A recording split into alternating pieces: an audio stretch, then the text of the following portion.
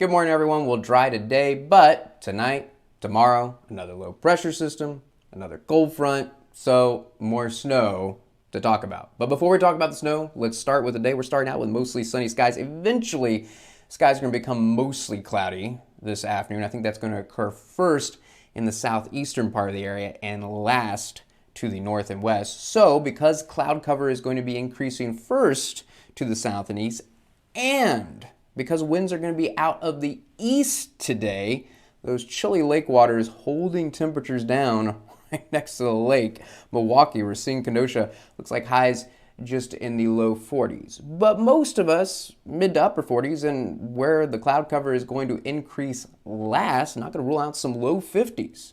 Boscobel, Dodgeville, Platteville. Not much wind today, just a light breeze, gusts around 15 miles per hour. So let's take a look at 7 o'clock this evening. And what I want to stress is don't cancel your Friday evening plans. Look at 7 o'clock. We are still dry.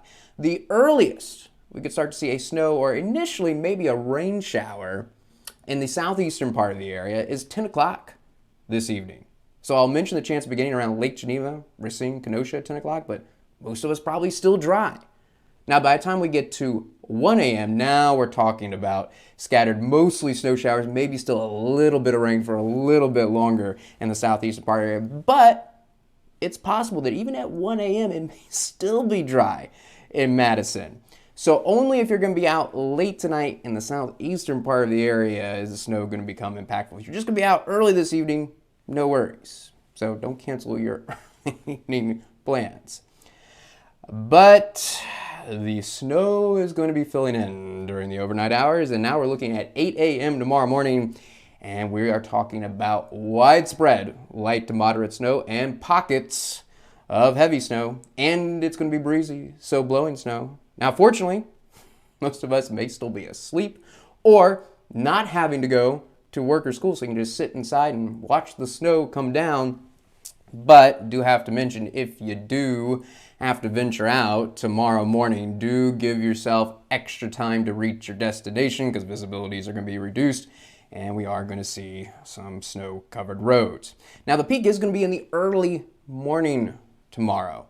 I think already by 11 a.m. the chance for heavy snow going away, and we'll probably see some gaps starting to develop, but overall still a lot of light to moderate snow coming down at 11 a.m. But by 2 o'clock, I think the story starts to change. We're going to be transitioning to just isolated snow showers, mainly in the eastern half of the area, so significant gaps showing up. And I do think by 5 o'clock tomorrow afternoon, all the snow coming to an end, even in the eastern part of the area. It's also going to be about 5 o'clock that we actually hit our high temperatures. Not as warm as today because of the cold front. Most of us just reaching the upper 30s, low 40s, maybe in the western part of the area, making it into the mid 40s. And because it's going to be breezy, gusts 20, 25 miles per hour, yeah, feeling about 5 degrees colder than this. Fortunately, though, once we get into the evening hours, the breezy conditions going away. So, how much snow? Well, there's going to be quite the variation. Let's start with the low numbers and work our way to the high numbers. For Viroqua, Boscobel, it is going to be less than an inch, maybe just a dusting.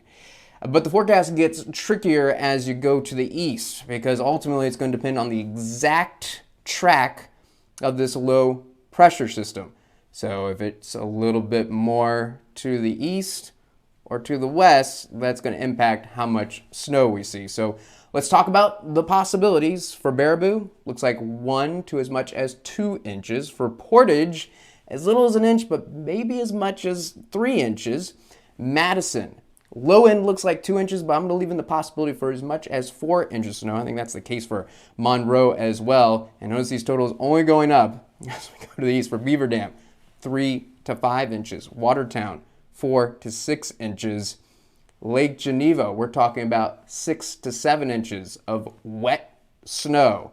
Kenosha, 7 to 8 inches. It looks like the sweet spot. It's going to be about Milwaukee and Racine. As little as 7 inches, but possibly as much as 9 inches of snow.